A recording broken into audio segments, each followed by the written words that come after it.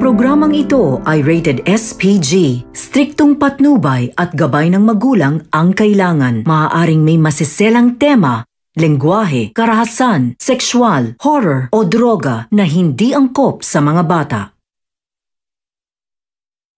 Tuluyan ang natuklasan ni Severino ang panlilinlang ni Olga at David dito sa kanyang among si Ramon.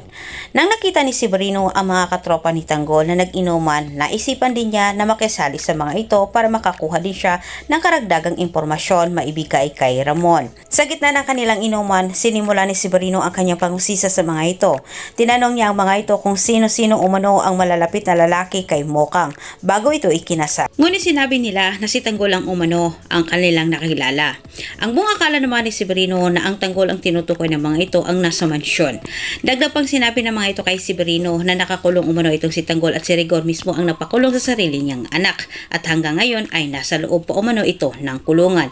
At ang masakla pa dito, pinagtangkaan umano ni Rigor ang buhay ni Tanggol. Hindi inasahan ni Severino ang mga nasagap niyang impormasyon. Sobra siyang nagulat at napagtanto din ni Severino na ang lalaking tumangay kay Monique ang totoong anak ni Ramon. Habang itong si David naman ay pinagpatuloy pa rin niya ang paghahanap kay Severino hanggang napunta din siya sa kinaroroonan ni Severino.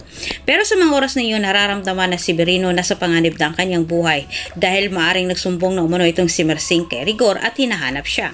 Kaya't dali-daling umalis itong si Severino pero maya-maya lang sumulputin itong si David. Nakita niya itong si Severino na umalis. Sundan na sana ni David itong si Severino para tapusin pero sa kasamang palad siya hinarangan din sa mga kainuman ni Severino. Dahil bago umalis itong si Severino, tinapalan niya ng pera ang mga ito, ang mga katropa ni Tanggol at nakiusap siya sa mga ito na huwag umanong ipagsasabi kahit kanino ang kanyang pag-iimbestiga patungkol dito kay Tanggol at Mokang. Samantala, inusisa din ni David ang mga ito kung ano umano ang tinatanong ni Severino sa kanila.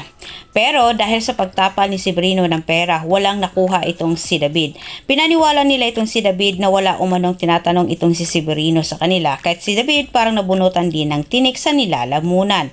Kampante na siya at tinawag din niya ito kay Olga. Sinabi niya kay Olga na ligtas na umano ang kanilang sikreto dahil walang napala umano itong si Severino.